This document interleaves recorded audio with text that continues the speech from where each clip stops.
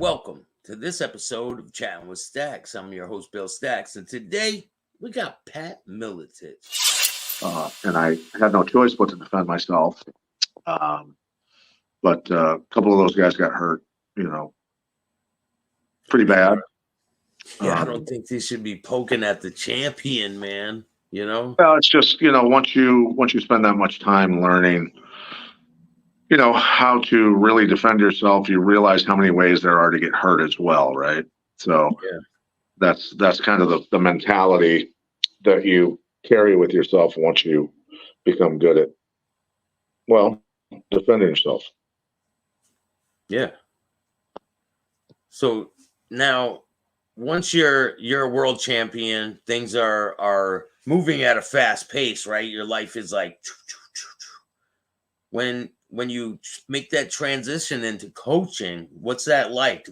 What's the whole, because it's a lot different from being the person in the fight to teaching the people who are going into the fight, right? Well, back then as an athlete, I was coaching as well. So that, it's like Paul Newman and Slapshot, right?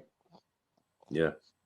And so you're coaching a bunch of characters and training with them a lot of times, and I never really took time off. That's where I think it was detrimental more to my health than anything, is that I always had to be there. I always had to be a sparring partner. I always had to, emulate, who they were fighting type thing, study them, game plan against them, that sort of stuff. And not taking any time off for that many years, that beats you up a little bit.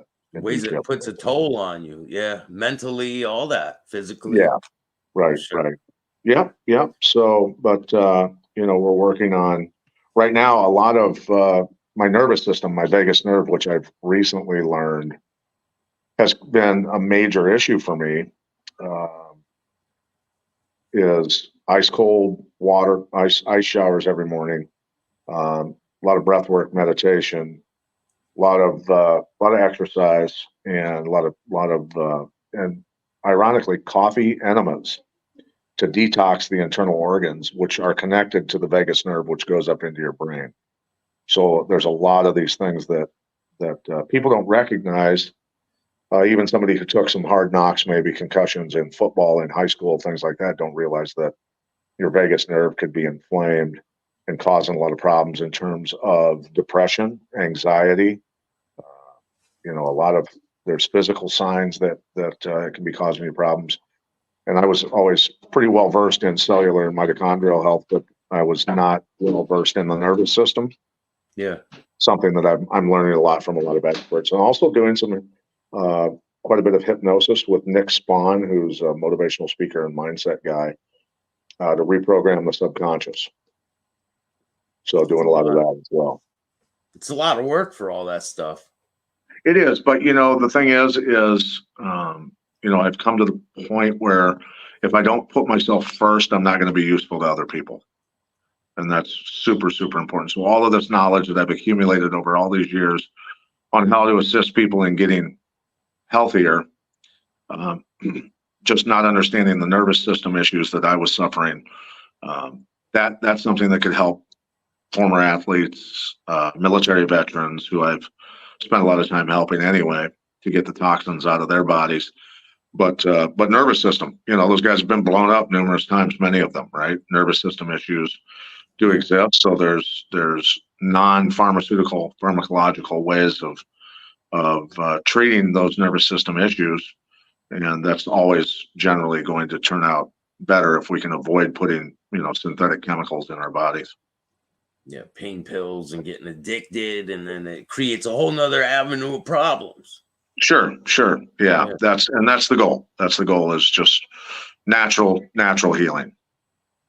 So do you have any good stories about when you were coaching? I'm sure you do. Oh my goodness. There's a ton of stories. Now that you ask me, now I come to a blank spot almost, but Matt Hughes certainly was the giver of a lot of fun stories, fun experiences. Robbie Lawler, Tim Sylvia, all those guys, Matt Hughes was always the guy that when a big guy came from another camp or somewhere else in the world, a heavyweight, Matt always wanted to be the one that mangled them, wanted to be their first workout partner. And so that's there's a lot of good stories with that. Matt Hughes was tapping out Brock Lesnar and Mark Coleman and giant Nigerian wrestlers and all of that, back in the day. But yeah, so, and I guess a good story. Sorry, I'm getting my computer together here. A good story when Rob Lawler was fighting Tiki Goosen in the UFC, one of his first fights. Tiki Goosen made a real derogatory comment to him at the weigh-in, and Rob said he's going to have to pay for that one. Rob was 19 years old at the time, and Tiki took a nap after that fight. But no, there's a ton of stories that I could tell you, but there's so many that I guess I'll need to write a book to get that figured out. I can't wait to hear them. Like people are probably looking forward to that. Yeah. Who is some of your favorite people to ever work with? There's people from all over the world. Really, that's a lot of great individuals. A lot of really just good people in general in the sport. A lot of great experiences in Europe, in Japan, even the Middle East, and I think just overall it's really about the people. It's the experiences are great. The wins, the victories, all that stuff's great, but it's really about the all the people, all the friends, and all that we make along the way, right? Yeah. Like Jason Reinhart, right? Oh yeah, he's a character. Shout out to Jason Reinhart. He's a great guy. Yeah, he's a good guy. He's a real good guy, and he's got a good heart, good human being. So did you train Brock Lesnar? He trained with us for, I think, a couple of weeks, then went back up to Minnesota. I think he wanted to be in Minnesota with his, near his, I think maybe at the time, fiance or wife. And so he just came down to check things out, train with us, and then went back up, trained with Greg Nelson in Minnesota. And, I had a feeling he was going to win a title. I told him that. I said, keep at it, you'll win a title. That's pretty certain of that. And of course he did. And his focus was more on, was it wrestling, more on wrestling than striking? Sure. I mean, yeah. He had wrestled his whole life, and he's so big, right? Well, and I mean, look, when you're that big and powerful, you're going to hit very hard, which he did. But wrestling, was his strength. So put people on their back and rough them up from there was pretty tough to stop that when you're going up against a guy that's that physically imposing, that athletic, and that good at, technical wrestling. Yeah. So did you ever have dealings with Kimbo Slice? Nope. Never met him. Never did.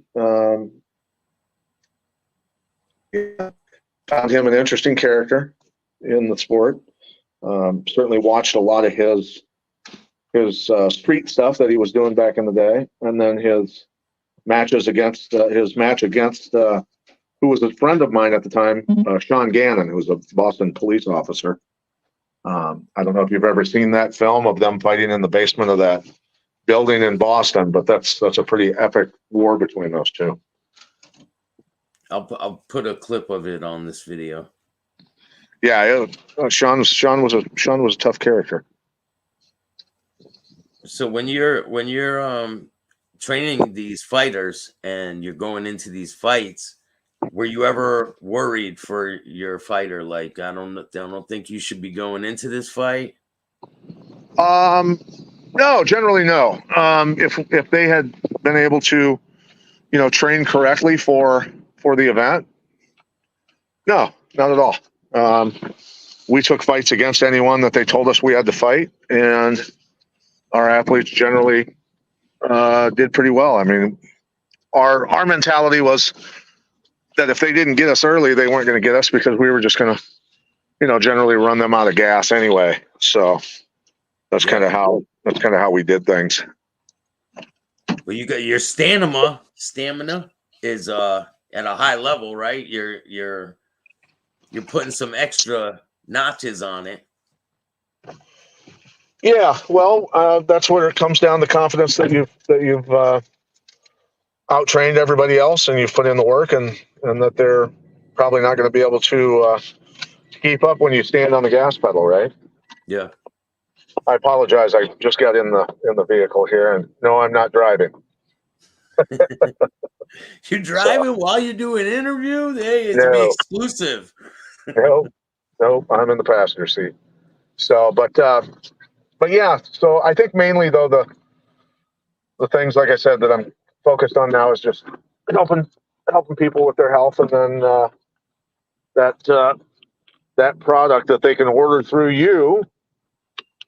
You know, again, the goal is to remove the heavy metals and synthetic chemicals out of the body and raise oxygen levels in the cells, and assist them with their gut biome, so there's balance, and you know they can figure that out on their own as their energy levels increase.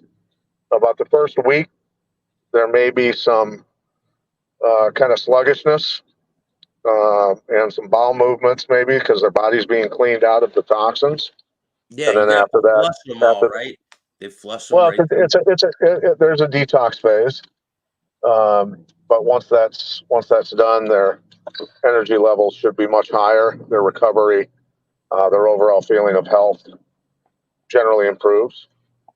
That's kind of the goal.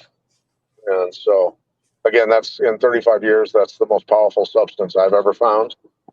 And I've tried an awful lot of substances, natural substances, to kind of find the right combination. And that's it, man. That's the holy grail. So you say that this product works on things besides just taking it yourself. You can put it on plants and things like that, right? Well, humic fulvic acids have been used in agriculture by people who know how to keep their soil and their crops healthy.